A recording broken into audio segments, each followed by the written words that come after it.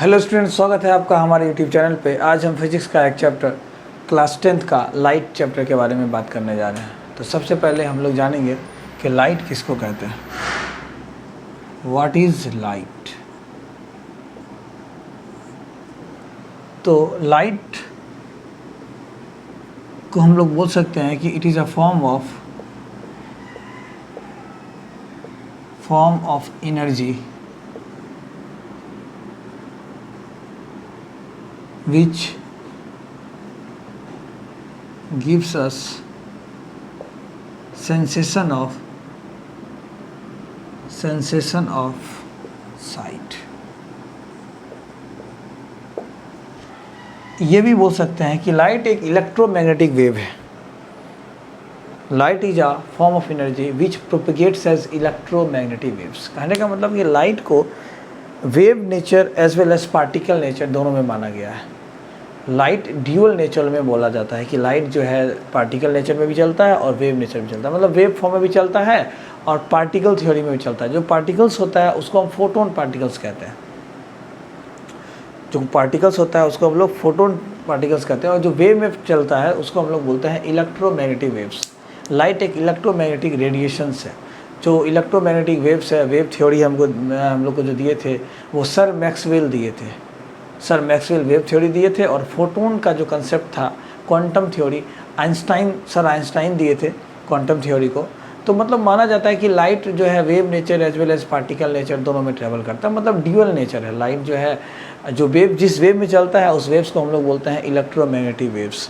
तो इस तरह से ये भी बोल सकते हैं कि light is a form of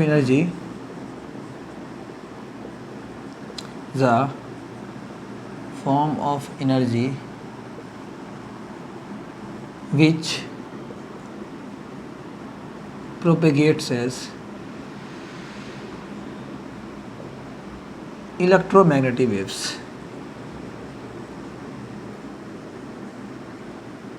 electromagnetic waves मतलब लाइट एक एनर्जी का फॉर्म है जो इलेक्ट्रोमैग्नेटिक वेव्स की तरह चलता है। तो प्रॉपर्टीज ऑफ लाइट कुछ है, प्रॉपर्टीज ऑफ लाइट।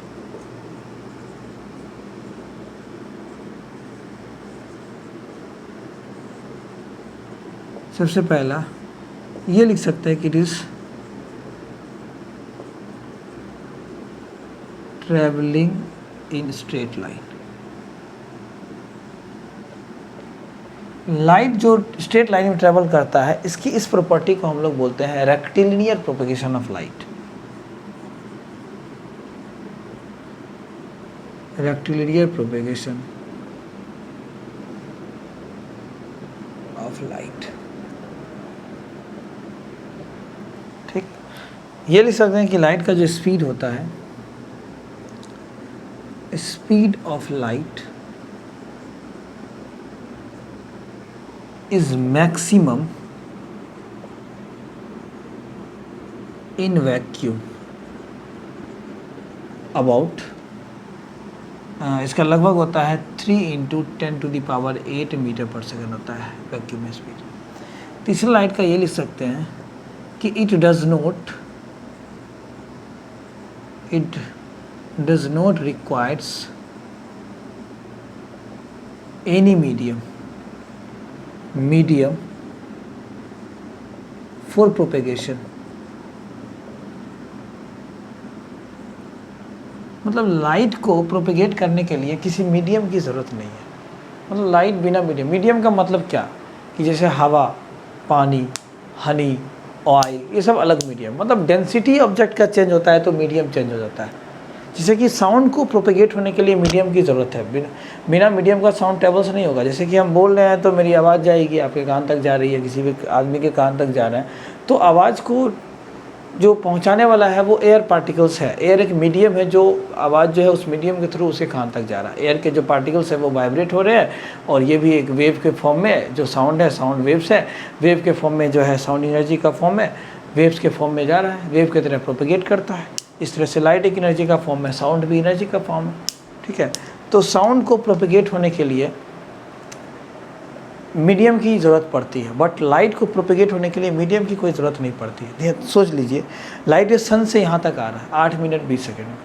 अब जो सन से यहाँ तक आ रहा है तो सन तो बहुत दूर है, स्पेस में वैक्यूम से भी पास किया होगा। देखिए ना, मीडियम नहीं है, वैक्यूम में सबसे ज़्यादा स्पीड है लाइट की, सबसे ज़्यादा स्पीड है, मतलब इसको चलने के लिए कोई मीडियम, और ये जिस वेव्स में चलता है ट्रांसवर्स होता है, ठीक है। तो लाइट इलेक्ट्रोमैग्नेटिक रेडिएशन है, दोनों नेचर में चलता है, इसका ड्यूअल नेचर होता है। जो पार्टिकल्स थ्योरी होता है उसको फोटोन पार्टिकल्स होता है लाइट में, और जो वेव होता है वो इलेक्ट्रोमैग्नेटिक वेव होता है। तो लाइट में इतना हम लोग पढ़ें कि लाइट एक एनर्जी का फॉर्म है जो हम लोग सुनने का सेंस देता है सॉरी, लाइट एक एनर्जी का फॉर्म है जो हमको देखने का सेंस देता है, साउंड सुनने का सेंस देता है। लाइट एक एनर्जी का फॉर्म है जो प्रोपेगेट करता है इलेक्ट्रोमैग्नेटिक वेव्स के तरह। लाइट की कुछ प्रॉपर्टी है, ये स्ट्रेट लाइन में चलता है, जो स्ट्रेट लाइन में चलता है लाइट की उस प्रॉपर्टी को हम लोग बोलते हैं रेक्टेरियल प्रोपेगेशन ऑफ लाइट। लाइट का जो स्पीड है वो वैक्यूम में मैक्सिमम होता है, अप्रॉक्स 3 × 10⁸ मीटर पर सेकेंड होता है। एयर में भी इतना ही मानते हैं, दोनों बराबर लेते हैं लगभग अप्रॉक्स में। और इसको चलने के लिए कोई मीडियम की ज़रूरत नहीं है। यहाँ तक कॉपी कीजिए, फिर आगे चलते हैं। लाइट में जो पढ़ना है हमको, लाइट में 2 चीज़ पढ़ना है बिल्कुल, लाइट में 2 चीज़ पढ़ना है। क्या क्या? तो फिलहाल लाइट में हम लोग रिफ्लेक्शन और रिफ्रैक्शन पढ़ेंगे। रिफ्रैक्शन और रिफ्लेक्शन, लाइट में 2 चीज़ देखना है। एक हम लोग पढ़ेंगे रिफ्लेक्शन ऑफ लाइट,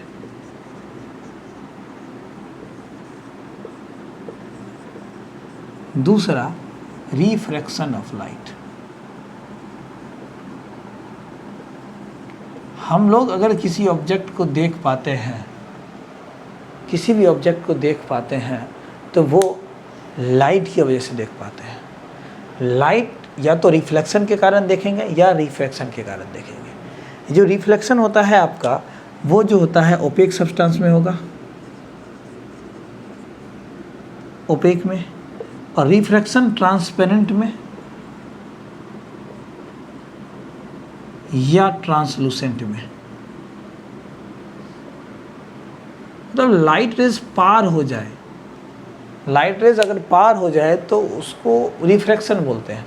अगर लाइट रेज रिफ्लेक्ट हो जाए तो उसको रिफ्लेक्शन बोलते हैं। तब रिफ्लेक्ट होगा तो ट्रांसपेरेंट में तो होगा नहीं, ओपेक ऑब्जेक्ट में होगा, है ना। तो हम लोग जो है रिफ्लेक्शन में जो है पढ़ेंगे रिफ्लेक्शन क्या होता है, रिफ्लेक्शन में क्या क्या है। रिफ्लेक्शन में मिरर है, मिरर के बारे में पढ़ेंगे, और फिर जब रिफ्लेक्शन पढ़ेंगे तो उसमें लेंस के बारे में जानेंगे। तो हम लोग बात करते हैं कि रिफ्लेक्शन ऑफ लाइट सबसे पहले क्या है। लाइट का डेफिनेशन जान लिए, रिफ्लेक्शन पहले पढ़ेंगे, फिर रिफ्लेक्शन की बात करेंगे। तो रिफ्लेक्शन ऑफ लाइट से चलते हैं हम लोग। इसे मान लीजिए कि एक दीवार है, वॉल है, ठीक है, ये वॉल है,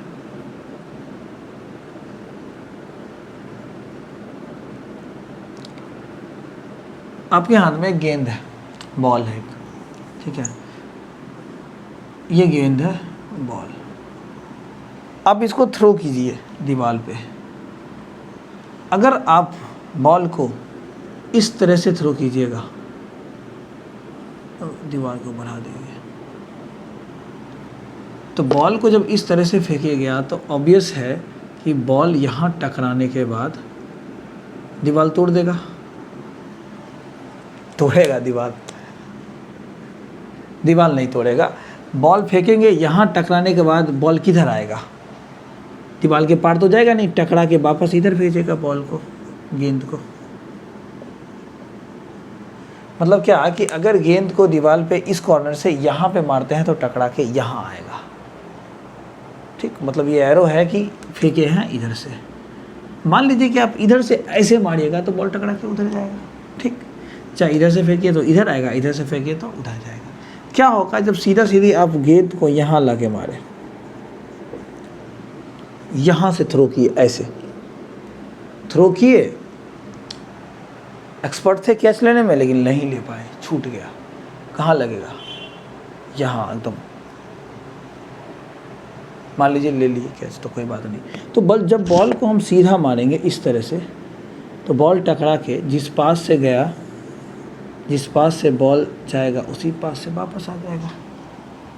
ऐसे मारे तो टकरा के इधर, इधर से मारे तो टकरा के उधर, अगर ऐसे मारेंगे तो टकरा के वापस आएगा। एक काम करते हैं हम लोग, ये यहाँ दीवार को हटा के इसको हम लोग मिरर बोल देते हैं, मिरर, प्लेन मिरर, ठीक। गेंद को हटा के यहाँ पे ले लेते हैं कि लाइट रेज, टॉर्च, ठीक। यहाँ भी लाइट रेज ले लेते हैं, रे ऑफ लाइट, टॉर्च है ये, और ये लाइट रे, हम बॉल को हटा देते हैं। तो मान लीजिए कि अगर टॉर्च जलाएगा तो लाइट रेज भी ऐसे टकरा के मिरर पे ऐसे आएगी, अगर आप ऐसे चलेगा तो टकरा के वापस इसी पास से आएगा। तो जो लाइट रेज मिरर से टकराया, मतलब जो मिरर को स्ट्राइक किया, जो आगे मिरर को स्ट्राइक किया, उसको हम लोग बोलते हैं इंसिडेंट रे।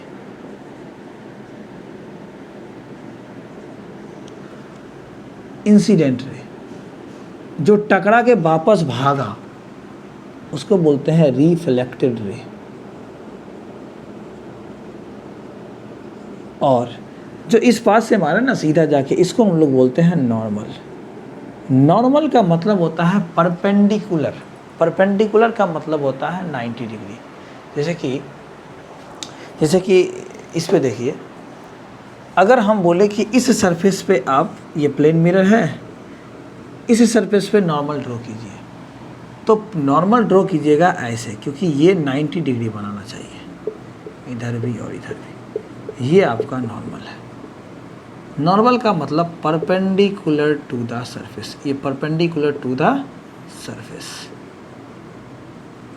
चलिए ठीक है। अगर हम बोल दें कि इस सरफेस पे नॉर्मल ड्रॉ कीजिए, तो ऐसे कीजिएगा, नहीं, ये परपेंडिकुलर नहीं हुआ, कुछ ऐसे करना है, इस तरह से, ताकि सरफेस से 90 डिग्री का एंगल बना, एकदम सरफेस से। अब ये 90 टोटल 180 बन गया, ये 90 इधर 90 टोटल 180 बन गया। हम बोलेंगे इस पे नॉर्मल ड्रॉ कीजिए, इस सरफेस पे, तो कैसे ड्रॉ कीजिएगा? इस तरह से। हम बोलेंगे इस सरफेस पे नॉर्मल ड्रॉ कीजिए, कैसे कीजिएगा? ऐसे नहीं, नॉर्मल का मतलब 90 डिग्री। 90 डिग्री का बनेगा यहाँ से कुछ इस तरह से, ये नॉर्मल आपका, ये नॉर्मल, इधर देखिए 90 और इसको देखिए 90 हुआ, यहाँ पे ये 90 और ये 90। तो नॉर्मल का मतलब क्या कि सरफेस से 90 डिग्री। कौन सा सरफेस? जिस सरफेस पे नॉर्मल ड्रॉ किया। तो यहाँ कहाँ ड्रॉ किया नॉर्मल? देखिए यहाँ से यहाँ तक का एंगल 90 डिग्री टोटल। मान लीजिए इसको हम मान लेते हैं x, है ना, अभी रहने दीजिए, ठीक। एक बात और सीखिए, मतलब यहाँ से यहाँ तक टोटल, यहाँ से यहाँ तक 90 और यहाँ से यहाँ तक टोटल 90, यहाँ से यहाँ तक नॉर्मल इसी को कहते हैं। यहाँ से यहाँ तक 90 नहीं, टोटल यहाँ से यहाँ तक, तब नहीं ये स्ट्रेट लाइन, ये ऐसे, ये 90 और ये 90 टोटल 180, बीच में ये लाइन खींच दी है, तो उससे क्या मतलब है? बीच में इंसिडेंट रे हो गया, ये रिफ्लेक्टेड रे हो गया, तो ये एंगल कुछ और होगा, 90 से तो कम ही होगा, 90 से ज़्यादा होगा नहीं। ये एंगल क्या होगा? 90 से तो कम ही होगा, और ये भी 90 से कम ही होगा, दोनों 90 से कम होगा। तो रिफ्लेक्शन ऑफ लाइट क्या होता है?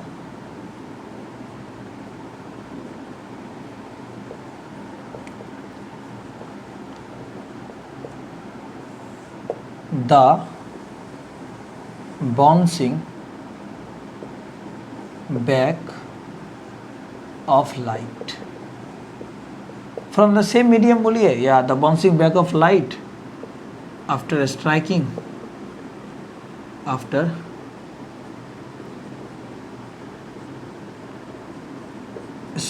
the surface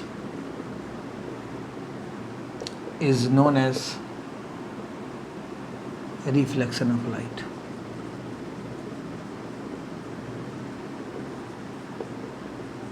मतलब किसी सरफेस से लाइट रेज टकरा के वापस आएगा तो उसको क्या बोलेंगे? रिफ्लेक्शन बोलेंगे। The bouncing back of light after striking on a surface, after striking on a surface लिख दीजिए। The bouncing back of light after striking the surface, ठीक था। After striking the surface is known as reflection of light. मतलब क्या कि टकरा के वापस आना किसी सरफेस से, उसको रिफ्लेक्शन बोलते हैं। तो रिफ्लेक्शन में कुछ लॉज ऑफ रिफ्लेक्शन भी है। Laws of reflection,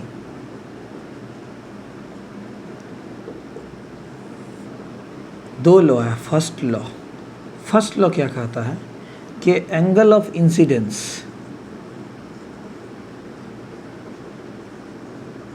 is equals to angle of reflection. Angle i बराबर एंगल, सर एंगल आई एंगल आर बताए नहीं लिख दिया। हाँ आप सुनो, एंगल आई एंगल आर, जिस एंगल की बात करेंगे उसका रे और नॉर्मल को देखेंगे तो angle of incidence, incident ray और नॉर्मल के बीच वाले एंगल को एंगल आई कहते हैं। एंगल ऑफ इंसिडेंस की बात की है तो कौन सा रे लेंगे? इंसिडेंट। हमेशा जो एंगल बनेगा वो नॉर्मल के साथ बनेगा, हमेशा एंगल बनेगा नॉर्मल के साथ। अगर हम लोग बात करेंगे एंगल ऑफ इंसिडेंस का तो कौन सा रे? इंसिडेंट रे और नॉर्मल के बीच वाले एंगल को एंगल ऑफ इंसिडेंस कहेंगे। अगर बात करते हैं रिफ्लेक्टेड रे तो सॉरी एंगल ऑफ रिफ्लेक्शन तो क्या कहेंगे? रिफ्लेक्टेड रे और नॉर्मल के बीच वाले एंगल को एंगल ऑफ रिफ्लेक्शन कहते हैं। मतलब क्या कि जिस एंगल की बात करेंगे उसका रे और नॉर्मल के बीच। अगर हम बात करते हैं एंगल ऑफ इमरजेंस का तो क्या बोलोगे? इमरजेंट रे और नॉर्मल के बीच वाले एंगल को एंगल ऑफ इमरजेंस कहते हैं। सिंपल है। तो angle of incidence, incident ray और नॉर्मल वाले बीच, नॉर्मल इंसिडेंट रे और नॉर्मल के बीच वाले एंगल को angle of incidence. Angle of reflection तो रिफ्लेक्टेड रे और नॉर्मल के बीच के एंगल को angle of reflection, angle are.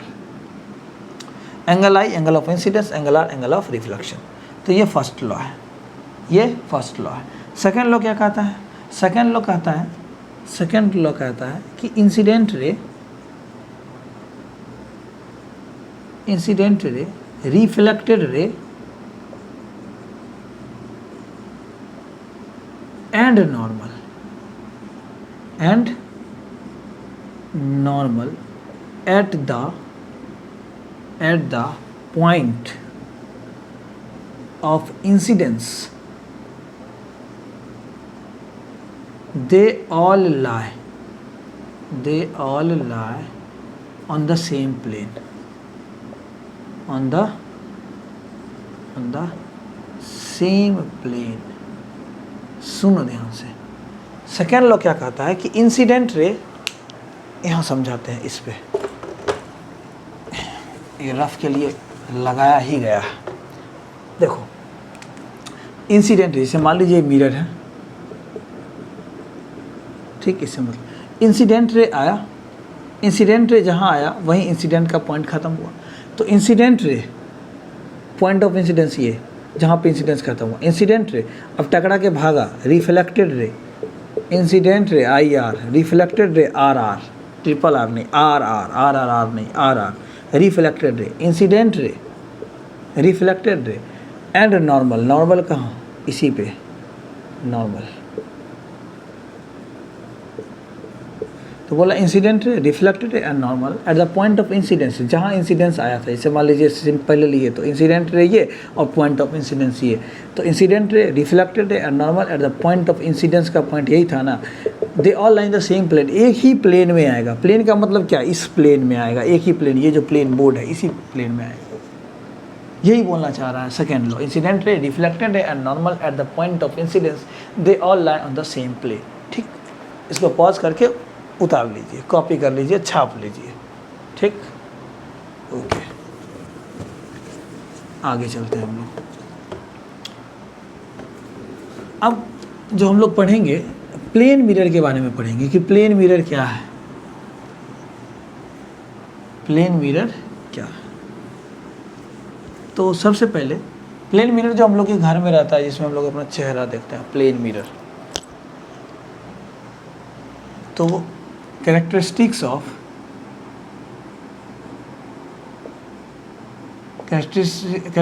Of image formed by plane mirror. मतलब क्या कि प्लेन मिरर कैसा कैसा इमेज बनाता है। नंबर 1, अगर यहाँ प्लेन मिरर है, प्लेन मिरर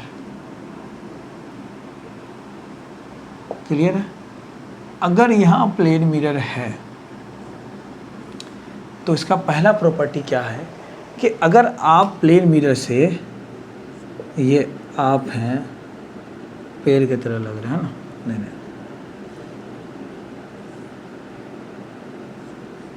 चल भाई जैसे लग रहे हो, अगर आप 2 मीटर के डिस्टेंस पे खड़े हैं, अगर 2 मीटर के डिस्टेंस पे खड़े हो तो इमेज जो बनेगा ना 2 मीटर पे ही बनेगा।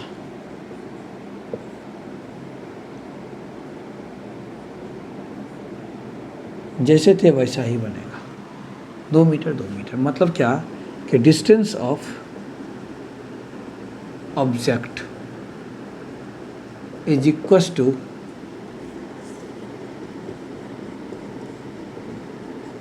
Distance of object is equals to distance of image. Object distance को u से डिनोट करते हैं, इमेज डिस्टेंस को v से डिनोट करते हैं, u बराबर v, पहला केस। दूसरा केस क्या बोलता है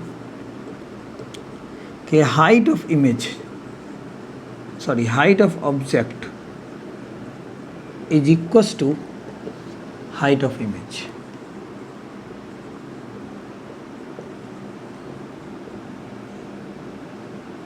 हाइट ऑफ ऑब्जेक्ट को HO या कैपिटल O से डिनोट करते हैं और हाइट ऑफ इमेज को HI या कैपिटल I से डिनोट करते हैं। Height of object is equal to height of image. ठीक। तीसरा मतलब क्या कि प्लेन मिरर पे आप जितने बड़े, जितना आपकी हाइट होगी ना उतना हाइट का ही आपका इमेज बनेगा। मान लीजिए कि आप 2 मीटर के हैं हाइट में, तो इमेज में अभी आपका 2 ही मीटर का बनेगा। ऐसा नहीं कि 10 मीटर का बन जाएगा, नहीं, आप जितने बड़े हैं उतना बड़ा ही इमेज बनेगा प्लेन मिरर में। ठीक। प्लेन। तीसरा पॉइंट क्या है कि तीसरा point formation of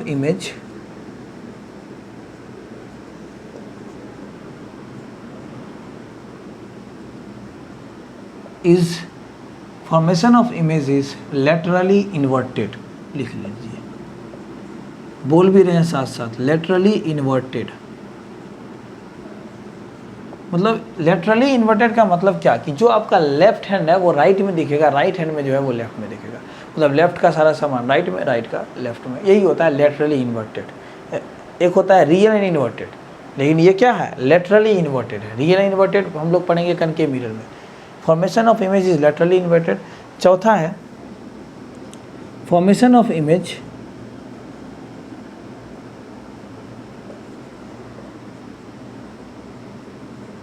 is virtual and erect. मतलब लेटरली इन्वर्टेड और वर्चुअल इरेक्ट बनेगा। लेटरली इन्वर्टेड और वर्चुअल इरेक्ट। लेटरली इन्वर्टेड क्या है, वर्चुअल इरेक्ट क्या है, बस 2 मिनट में हम आपको समझाते हैं, पहले इसको आप कॉपी कीजिए। लेटरली इन्वर्टेड और वर्चुअल और इरेक्ट क्या है।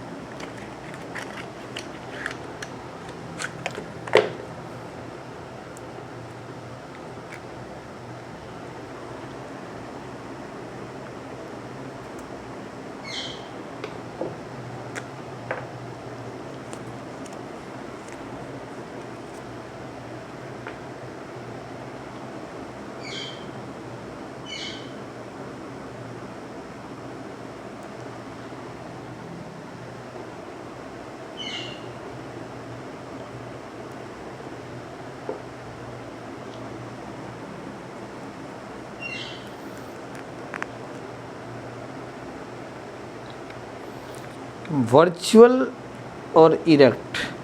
वर्चुअल इमेज हमेशा इरेक्ट होता है, वर्चुअल इमेज हमेशा इरेक्ट होता है।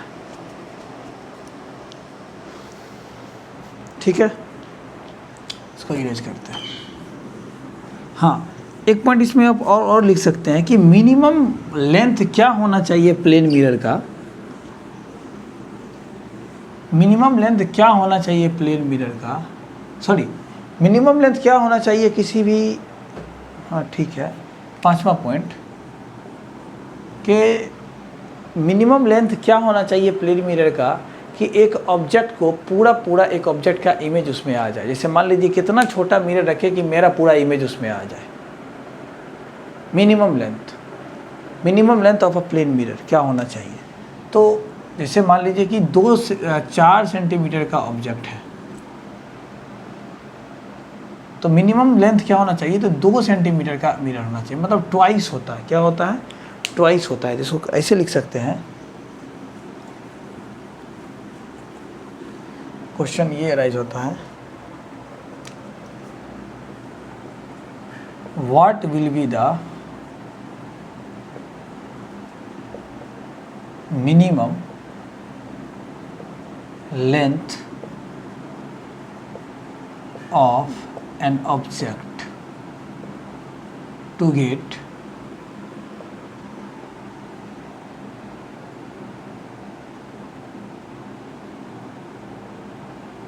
minimum length of a mirror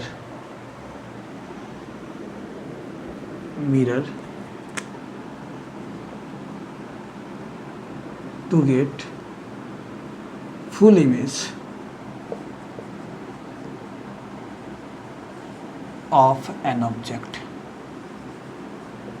तो इसका जो आंसर होगा वो होगा हाफ ऑफ दैट ऑब्जेक्ट।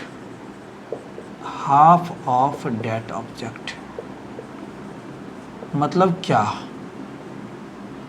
कि जैसे मान लीजिए कि आपकी हाइट अब 20 मीटर के हैं, तो छोटा से छोटा कितना लेंथ होना चाहिए प्लेन मिरर का कि आपका पूरा का पूरा इमेज उसमें बन जाए? तो आप 20 के हैं तो 10 होना चाहिए, मतलब हाफ होना चाहिए उस ऑब्जेक्ट का, हाफ होना चाहिए उस ऑब्जेक्ट का। किसका लेंथ? मिरर का लेंथ, है ना। तो ये भी एक 5वां पॉइंट जो है आप इसमें एक ऐड कर सकते हैं। ठीक है, ठीक।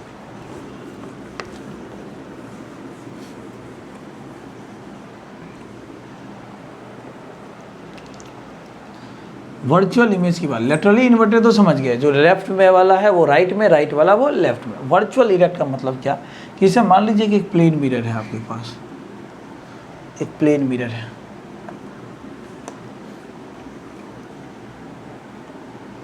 एक प्लेन मिरर है,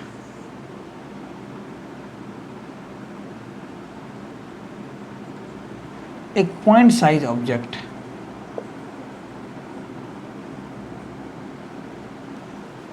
यहाँ से एक लाइट रेज आया, यहाँ टकराया, टकराने के बाद वापस भागा, जो आया वो इंसिडेंट रे, जो गया वो रिफ्लेक्टेड रे शॉर्ट फॉर्म। ठीक, मान लीजिए कि इसे एक और लाइट रेज लिए आप, ऐसे आके टकरा के कुछ ऐसे भागा, ये इंसिडेंट रे हो गया इसके लिए, और ये रिफ्लेक्टेड रे। क्लियर है? ये इंसिडेंट रे इसका और ये रिफ्लेक्टेड है इसका।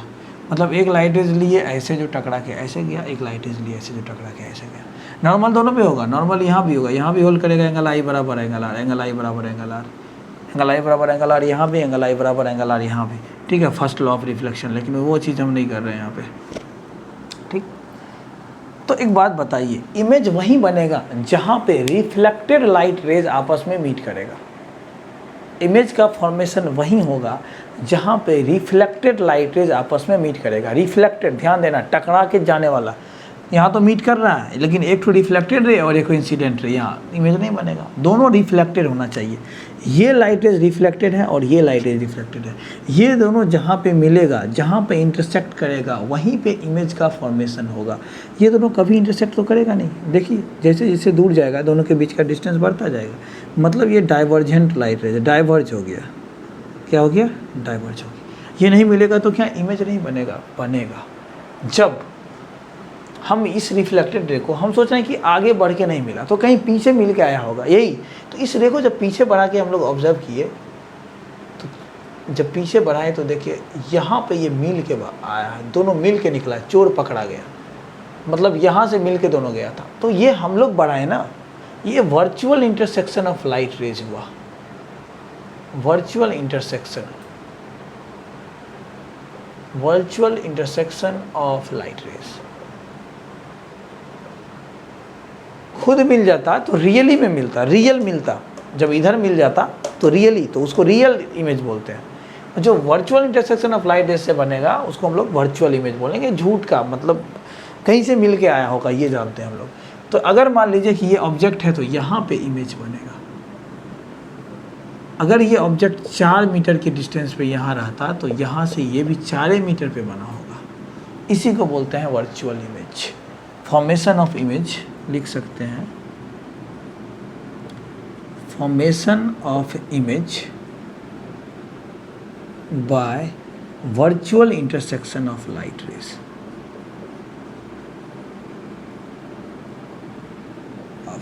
ये स्क्रीन पे हम नहीं ला सकते हैं लाइट रेज, ठीक, इज नोन एज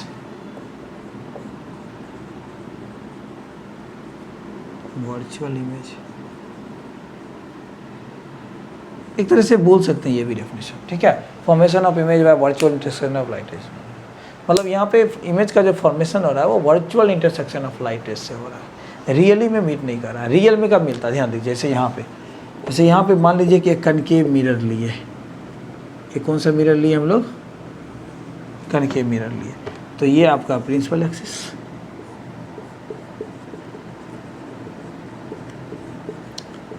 मान लीजिए यहाँ पे सेंटर ऑफ कर्वेचर है, यहाँ पे फोकस है, ठीक, बस समझना है। यहाँ पे कोई ऑब्जेक्ट को रख दिया, एक लाइट है जो पैरेलल लाइट एज लेते हैं प्रिंसिपल एक्सिस के, इसको हम लोग पोल बोलते हैं। ये कनकेव मिरर है, इधर से पॉलिश कर दिए तब मैं टकरा के भाग, तो जो पैरेलल लाइट एज आता है प्रिंसिपल एक्सिस के वो टकरा के फोकस से जाता है, और एक हम लोग फोकस से लिए जो टकराने के बाद पैरेलल हो गया। तो जहाँ देखिए ये रिफ्लेक्टेड रे और ये भी रिफ्लेक्टेड रे, ये देखिए इंसिडेंट रे और ये इंसिडेंट रे, तो रिफ्लेक्टेड रे कहाँ मिल रहा है, यहाँ पे इमेज यहाँ बन जाएगा, ये ऑब्जेक्ट ये इमेज। देखिए रियल में पीछे बढ़ा के काटे क्या, नहीं, तो ये हो गया real image, real image which is always inverted, inverted बोलो या अप साइडेड डाउन बोलो, ठीक। वर्चुअल ऑलवेज इरेक्ट,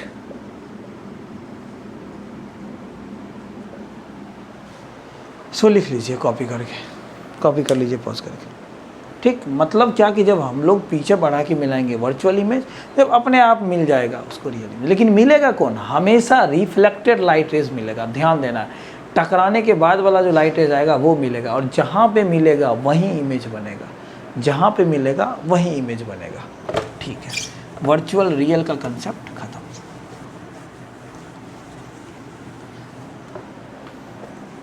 एक दो क्वेश्चन करवा देते हैं प्लेन मिरर का। प्लेन मिरर में कुछ स्पीड भी होता है कि कुछ ऑब्जेक्ट जो है 2 मीटर पर सेकंड के स्पीड से प्लेन मिरर की तरफ बढ़ रहा है, तो उसका इमेज कितना बनेगा, तो उसका दुगुना 4 से बढ़ेगा, 4 से आगे आएगा चाहे पीछे भागेगा, डबल कर देना। तो वो क्वेश्चन तो नहीं पूछा जाता। जैसे कि देखिए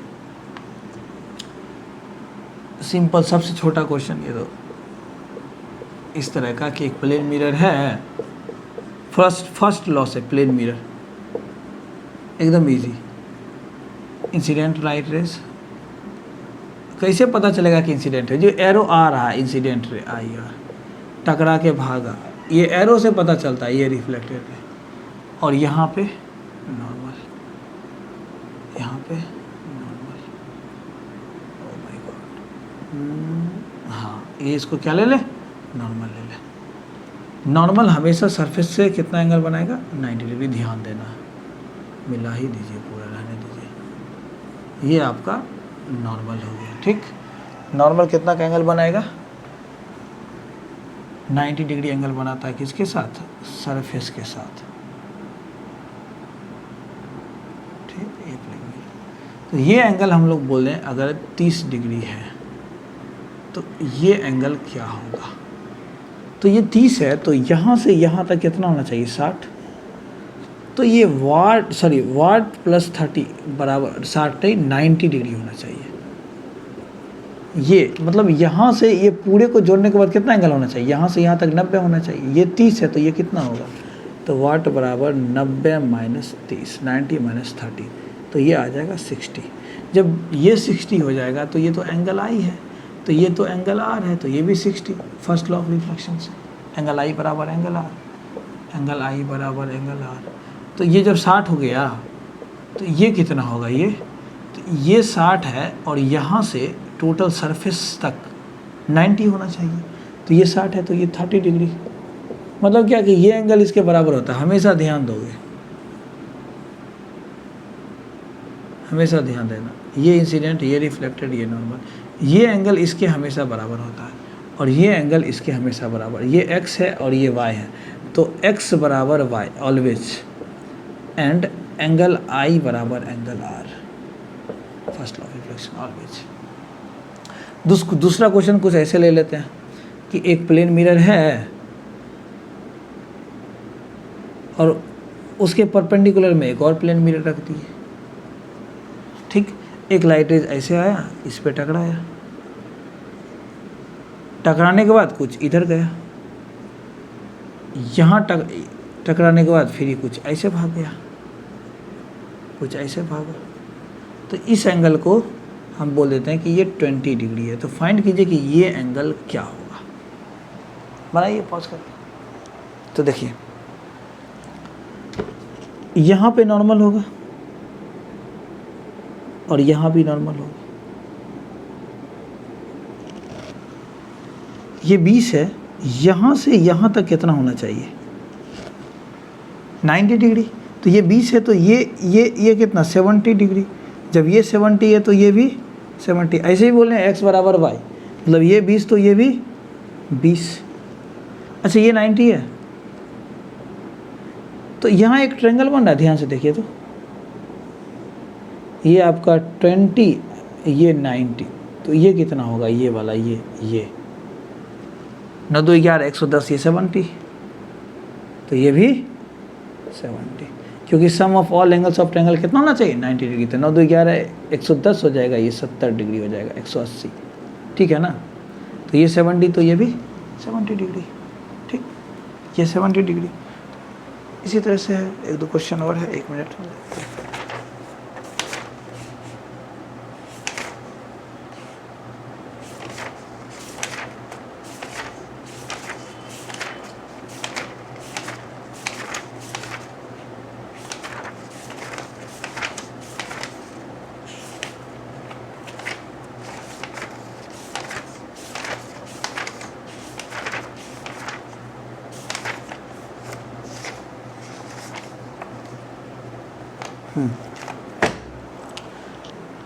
इसको लिख लीजिए।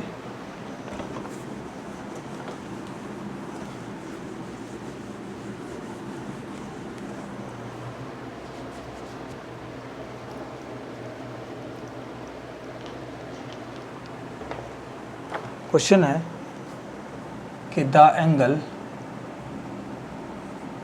Between incident ray and the mirror, incident ray and the mirror is theta.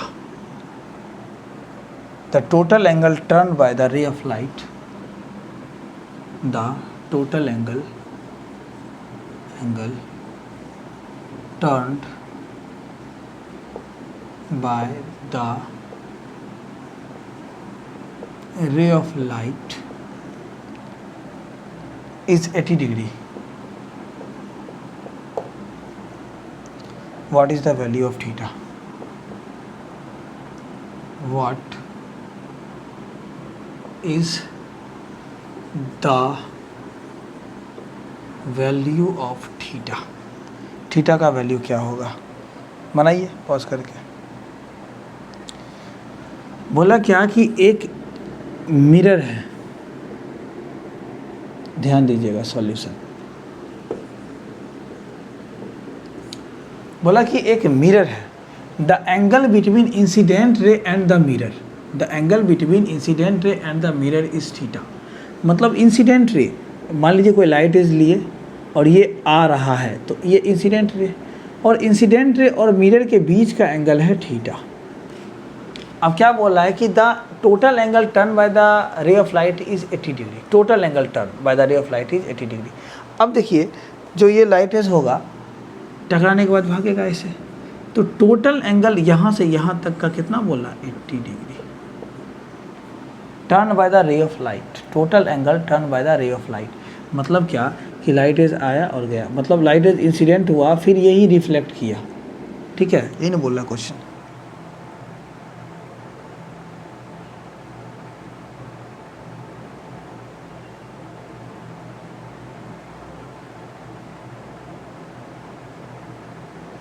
हाँ, total angle turn by the ray of light, मतलब यहाँ से यहाँ तक 80 डिग्री है, तो थीटा का वैल्यू पूछ रहा है, नॉर्मल है। अच्छा, हम लोग जानते हैं कि एंगल आई बराबर एंगल आर होता है, ठीक, एंगल आई बराबर एंगल आर होता है।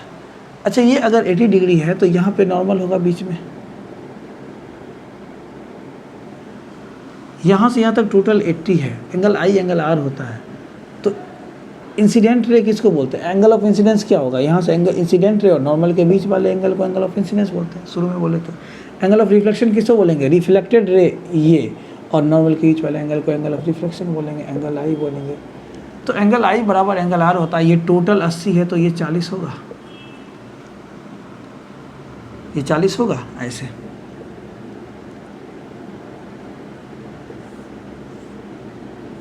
ये टोटल 80 था तो ये कुछ 40 बनाएगा, और ये थीटा है और ये भी 40 बनाएगा, टोटल यहाँ से यहाँ तक 80, तो यहाँ से यहाँ तक कितना हो जाए 90 डिग्री, मतलब थीटा प्लस 40 बराबर कितना 90 डिग्री, तो थीटा बराबर क्या होगा 90 माइनस 40, तो थीटा बराबर 50 डिग्री, आंसर। आज तक इतना ही, फिर कल आगे 2-4 क्वेश्चन करा के फिर आगे हम लोग बात करेंगे कनकेव मिरर का, formation of image bye concave mirror, real image उसमें पढ़ेंगे हम लोग, वर्चुअल रियल सब बनाता है वो सब की बात करेंगे। आज तक इतना ही।